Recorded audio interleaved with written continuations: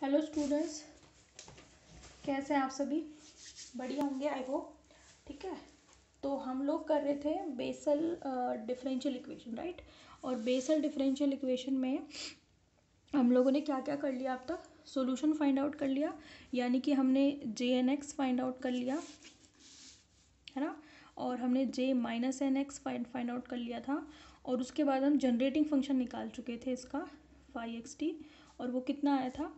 Exponential of x by to T minus one upon T. ठीक है, ये काम कर चुके हैं हम। तो सॉल्यूशन निकाल चुके हैं और जनरेटिंग फंक्शन निकाल चुके हैं। अब हम करेंगे रिकरेंस रिलेशन, जैसे हमने उसमें भी किए थे। किस में? पी एन एक्स में, लेजेंडरी पॉलिनोमियल में। तो recurrence relations of J N x. ठीक है, तो बेसल पॉलिनोमियल को शो करते हैं जे एन एक्स से, लेजेंडरे को करते हैं पी एन एक्स से, और आगे जैसे जैसे आएंगे वैसे वैसे मैं बताऊंगी। ठीक है, तो फर्स्ट रिकरेंस रिलेशन देखें आप इसका, वेरी इंपॉर्टेंट। ठीक है, क्या है? एक्स जे एन डैश एक्स। ध्यान से देखना, बहुत ही ध्यान से, काफ़ी बारीकियां हैं इसमें। ठीक है, तो थोड़ा सा मैं चाह रही हूँ आपको पहले ही अलर्ट कर दूँ ताकि आप ध्यान से देखो। कई बार हम थोड़ा सरसरी निगाह से देखते हैं और सोचते हैं कि अरे समझ में आ गया, लेकिन जब करने बैठते हैं तो चीज़ें नहीं होती हैं। इसलिए स्टार्टिंग से ही आप थोड़ा सा ध्यान से देखें, ताकि वो जो मैं बीच बीच में थोड़ी बारीकियाँ आएंगी वो मैं करूँगी तो आपको समझ में आए। थोड़ा सा पावर्स का हेर फेर है, बाकी चीज़ें ठीक चलेंगी। ठीक है, एन जे एन एक्स माइनस एक्स जे एन प्लस वन एक्स। ठीक है, ये हमें सिद्ध करना है। ठीक है, एक्स जे एन डैश एक्स है ना, ये एक्स का फंक्शन है, मल्टीप्लाई नहीं है, फंक्शन है, is equal to N J N x minus X J N plus one X. समझ में आ गई? प्रूफ देखें, प्रूफ देखें। जैसे हमने पी एन एक्स के रिकरेंस रिलेशन किए थे, तो वो लिए कहाँ से थे? मतलब सॉल्व करने का फर्स्ट स्टेप क्या था? वो था generating function of P N X. Same वैसे ही जब मुझे बेसल के रिकरेंस रिलेशन सॉल्व करने होंगे तो मेरा ओरिजिन कहाँ से होगा? By generating function of J N x. ठीक है, तो as we know J N X, सबसे पहले तो आप बताओ कि जे एन एक्स क्या होगा। ठीक है, जनरेटिंग फंक्शन तो हम देख लेंगे कहाँ से ज़रूरत पड़ेगी, फिलहाल आप कहाँ से देखेंगे? जे एन एक्स से। ठीक है, हम जानते हैं जे एन एक्स की वैल्यू क्या होती है, निकाला हुआ है हमने सॉल्यूशन में। कितना था? समेशन आर बराबर zero to infinite minus one की power r upon factorial r factorial n plus are और एक्स बाई टू की power N plus two r. कई बार यूज़ हो चुका है ये, तो अब याद भी हो गया होगा। सिंपल सा रिलेशन है, कोई ऐसा मुश्किल नहीं है। ठीक है, तो इसको याद होना भी चाहिए आपको। देखो, क्योंकि पेपर में सपोज करो ये रिकरेंस रिलेशन आ गया, तो आपके इसको प्रूव करने बैठोगे कि जे एन एक्स क्या है भाई? 5-6 पन्नों का डेरिवेशन क्यों करेंगे हम बेवजह? तो पी एन एक्स भी मैंने आपको बोला था याद करना है आपको, रोटरिंग फार्मूला भी आपको याद करना है, आपको उसका डेरिवेशन भी याद करना है और वो फार्मूला भी याद करना है। फिर आपको जे एन एक्स भी याद करना है। माइनस एन एक्स को तो निकाल लोगे, वो तो याद करने की ज़रूरत नहीं है, लेकिन जे एन एक्स आपको याद करना है। ठीक है, निकालना भी आना चाहिए, याद भी होना चाहिए। ठीक है, अच्छा अब देखो, रटना नहीं है, जो सिद्ध करना है उसमें जे एन डैश एक्स आ रहा है। इसका मतलब इस जे एन एक्स का एक बार डिफ्रेंशिएशन कर दूँ विद रेस्पेक्ट टू एक्स। ठीक है, वन लिख दिया, differentiating equation one with respect to X. ठीक है, डिफ्रेंशिएट करो जे एन डैश एक्स, इधर देखो, summation r is equal to zero to infinite minus one की power r upon factorial r factorial n plus r. इनका तो डिफ्रेंशिएशन नहीं होगा क्योंकि इसमें कहीं एक्स नहीं आ रहा, इसमें आ रहा है एक्स। ठीक है, तो ध्यान से देखो, डिफ्रेंशिएशन किसका होगा? डिफ्रेंशिएशन होगा एक्स का। ठीक है, पावर वन अपॉन टू की power N plus two R को तो आप चाहे पहले से ही बाहर निकाल के रखो। ठीक है, क्योंकि वन अपॉन टू की power N plus two R का डिफरेंशिएशन नहीं होगा। डिफरेंशिएशन किसका होगा? एन एक्स की power N plus two R का। यही गलती हो जाती है बच्चों से, इसीलिए पहले से ही बता रही हूँ। तो कांस्टेंट को बाहर ले लिया मैंने पहले ही, वन बाई टू की power N plus two R को। फिर डिफरेंशिएट करो तो कितना आएगा? एन प्लस टू आर और एक्स की power N plus two R minus one. सही बात है?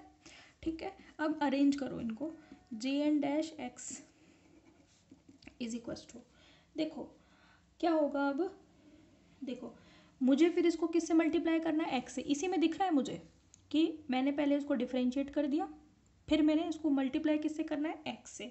तो यहाँ पे लिख दो multiplying by X on both side obviously. तो यहाँ पे एक्स जे एन डैश एक्स हो जाएगा और इधर एक्स मल्टीप्लाई होगा, तो उस एक्स को मैं इसकी पावर के साथ अरेंज कर दूँ तो कोई दिक्कत। तो एक्स की पावर कितनी बन जाएगी वापस से, एन प्लस टू आर ही बन जाएगी, ठीक है। तो क्या आएगा, आर बराबर ज़ीरो से इनफाइनाइट माइनस वन की power are factorial are N plus are और एन प्लस टू आर, और ये वापस से क्या बन गया है, एक्स बाई टू की power N plus two R. कोई दिक्कत? वो मैंने एक्स से मल्टीप्लाई किया ना, उससे ये माइनस वन पावर हट गई। समझ में आ गई बात, ठीक। अब ज़रा ध्यान से देखो, अब मैं क्या कर रही हूँ कि ये दो term N plus two R है ना, इसको मैं दो समेशंस में बदल रही हूँ। एक बार तो मैं इस पूरे इसको एन से मल्टीप्लाई कर रही हूँ, फिर इस टू आर को इस पूरे उससे मल्टीप्लाई कर रही हूँ, ठीक है। अगर आपको दिक्कत आ रही है तो इस एन प्लस टू आर को आगे रखो, फिर एन को पूरे टर्म से मल्टीप्लाई करो, टू आर को पूरे से, देखो समझ में आ जाएगा। एक्स जे एन डैश एक्स, दो टर्म्स मिलेगी, एक मिलेगी एन समेशन आर बराबर ज़ीरो टू इनफाइनाइट, ये देखो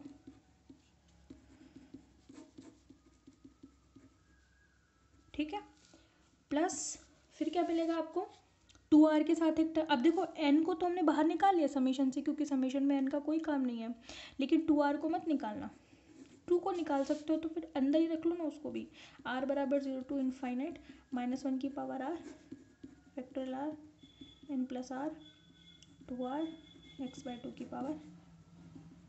ये वाली बात समझ में आ गई, बस मैंने तोड़ा है दो समेशंस में, ठीक है।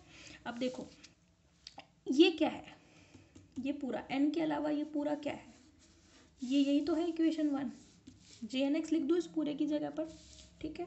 तो क्या हो जाएगा, x J N dash x is equal to N J N x. क्यों खींचूँ इसको मैं बार बार इतना बड़ा बड़ा, इसको लिख दिया मैंने, ठीक है।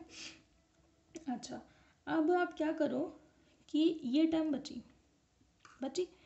इस टर्म में एक समस्या है कि इसमें जो लिमिट है आर बराबर, वो जीरो से इनफाइनाइट नहीं हो सकती, मतलब जीरो से शुरू नहीं हो सकती। क्यों? क्योंकि आर बराबर जीरो इसमें रखेंगे तो ये पूरी टर्म जीरो हो जाएगी। तो आर की लिमिट कहाँ से शुरू होगी, वन से इन्फिनिटी। तब तो सही है, फिर तो कोई दिक्कत नहीं है। ऐसा वाला काम तो हमने पहले भी किया है लिमिट चेंज करने का, ठीक है। टू आर एन प्लस, सही बात है ये। आप मेरी बात सुनो ध्यान से, ये तो ठीक है कि मैंने इसको आर बराबर वन से इन्फिनिटी, पर मैं ये चाहती हूँ कि मेरी लिमिट ज़ीरो से इन्फिनिटी ही रहे, वन से ना हो। मुझे दिक्कत है इससे, ठीक है, क्योंकि मैं फिर इसको कुछ लिख नहीं पाऊँगी, क्योंकि अगर मुझे इसे जे एन प्लस वन या जे एन माइनस वन लिखना है तो मुझे इसकी लिमिट चाहिए ज़ीरो से इन्फिनिटी, तो वहाँ पे मुझे ये लिमिट मेरे को दिक्कत करेगी। इसलिए क्या मैं ऐसा कर दूँ, क्या put r is equals to r dash plus one. तो लिमिट जो है वो आर बराबर ज़ीरो से इन्फिनिटी तो नहीं होगी, लेकिन आर डैश बराबर ज़ीरो से इन्फिनिटी ज़रूर हो जाएगी, क्योंकि मुझे ज़ीरो से इन्फिनिटी चाहिए, भले ही वो आर बराबर हो चाहे आर डैश बराबर। अब देखो ज़रा, जब आप आर बराबर वन रखोगे यहाँ पे तो आर डैश तो ज़ीरो ही होगा, नहीं होगा, रखो ना, आर बराबर वन रखो यहाँ पे, तो आर डैश की वैल्यू तो ज़ीरो ही आएगी, तो आर डैश की वैल्यू तो ज़ीरो से ही शुरू होगी भाई, ठीक है। तो अब मैं देखो क्या कर रही हूँ, ये दो टर्म्स नहीं छेड़नी, plus summation r dash is equals to zero to infinity. बस आपको क्या पुट करना है, आर बराबर आर डैश प्लस वन, जहाँ आर है वहाँ आर डैश प्लस वन रखना है, ठीक है। लिमिट मैंने उसके कॉरस्पॉन्डिंग चेंज करी दी, कोई इशू नहीं है मैथमेटिकल, ओके। तो माइनस वन की power r dash plus one, two r dash plus one upon factorial r dash plus one factorial n plus r dash plus one और x by two की power N plus two. R dash plus one मतलब two r dash plus two लिख दूँ, ठीक है भाई। चलो आगे चलो, अभी कंप्लीट नहीं हुआ ये, ठीक है। एन जे एन एक्स। ठीक है, अब देखो ज़रा क्या कमी है, कमी क्या है। देखो ये दो चीज़ें तो आ गई, एक्स जे एन डैश आ गया, एन जे एन एक्स आ गया, ये नहीं आया, ये अब तक बचा रहा है। अब आपको देखो यहाँ पे एक चीज़ दिख रही होगी, जे एन प्लस वन। जब जे एन एक्स ये होता है, जे एन एक्स में क्या होता है, यहाँ एन है तो सब जगह एन आता है, ठीक है, लेकिन मेरे इस वाले उसमें एन प्लस वन है भाई, है कि नहीं है, तो मैं इसको जे एन प्लस वन नहीं लिख सकती क्या। देखो ना यहाँ पे इस इक्वेशन वन में जहाँ जहाँ एन है वहाँ वहाँ एन प्लस वन रख कर देखो कि क्या मिलेगा। ठीक है, मैं बताती हूँ आपको कि क्या मिलेगा। पहले मेरी बात ध्यान से सुनो। देखो ये जो आपको टर्म दिख रही है ना, इसमें से एक x/2 निकाल लो। मैं क्या बोल रही हूँ, इस x/2 की power n plus 2r plus 2 में से एक x/2 निकाल लो, तो क्या बचेगा, x/2 निकाल लो, r dash is equal to 0 to infinite -1 की power r dash plus 1, 2r dash plus 2 लिख दो इसको, कोई दिक्कत थोड़ी है, नहीं 2 कॉमन ही रहने दो, है ना, 2 कॉमन ही रहने दो।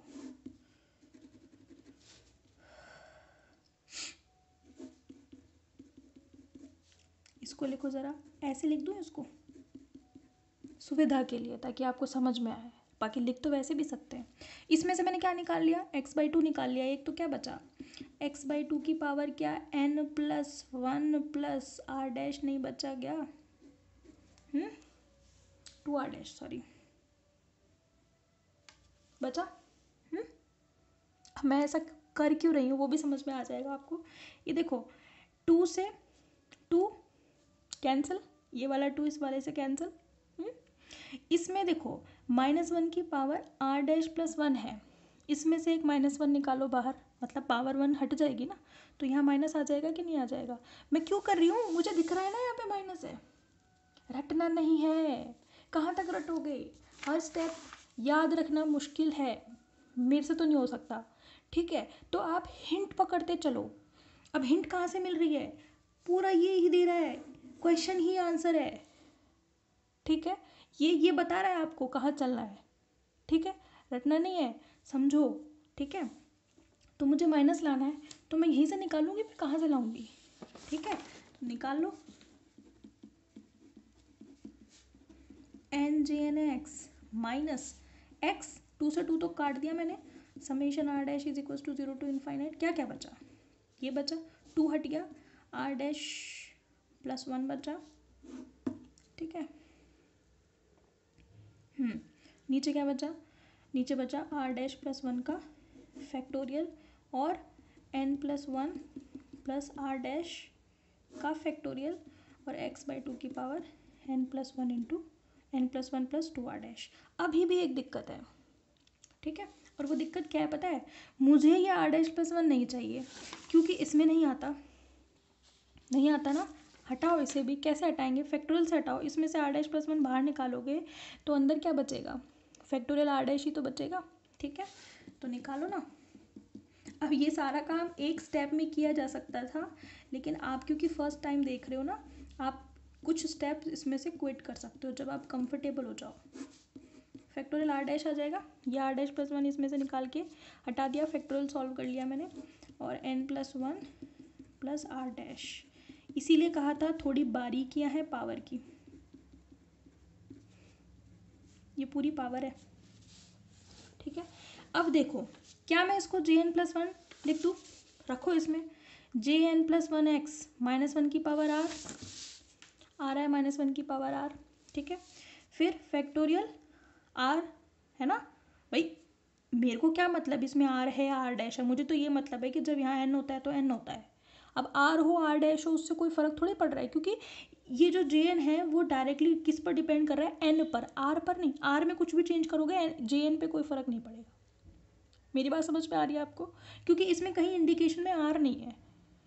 ठीक है, तो मैंने जब n था तो n रखा, अब n प्लस 1 रखो हर जगह पर तो क्या आएगा, -1 की पावर r, ये r डैश है। ठीक है, n+1 n+r है तो यहाँ पे n+1 r डैश आ गया, इधर n+2r था तो इधर n+1+2r आ गया। बात समझ में आ गई? तो मैं इस पूरे समेशन वाली टर्म को क्या jn+1 नहीं लिख सकती क्या? बिल्कुल लिख सकती हूँ, तो मैं वही लिख रही हूँ। तो क्या आ गया, x jn-x is equals to n jn(x) minus x jn+1x। Proved. ठीक है, ठीक है भाई, ये है आपका फर्स्ट रिकरेंसिलेशन, वेरी इंपॉर्टेंट। मैं तो कहती हूँ अब की बार यही आएगा। ठीक है, मैंने नहीं देखा प्रीवियस ईयर का, अगर ये लास्ट ईयर आया हुआ होगा तो इस साल इसके आने के चांसेस कम हो गए, लेकिन ये अल्टरनेटिवली ये एक तो ये और एक जो इससे अगला रिकरेंसिलेशन कराऊंगी वो है ना, ये दो तो ज़्यादा पूछे जाते हैं, और एक और है सिक्स्थ रिकरेंसिलेशन। ठीक है, फिफ्थ और सिक्स्थ में से भी एक पूछा जाता है। ठीक है, तो फर्स्ट तो बहुत ही ज़्यादा इंपॉर्टेंट है, फर्स्ट और सेकेंड तो। ठीक है, करना इसको ठंडे दिमाग से समझना, फिर खुद से करना, समझ में आ जाएगी। पावर का हेर फेर है और कुछ भी नहीं है, कोई भी इसमें फिजिक्स तो लगी नहीं, कहीं भी मैथमेटिक्स ही है। समझ में आ गई बात? ठीक है, कल हम करेंगे second recurrence relation. Okay, thank you.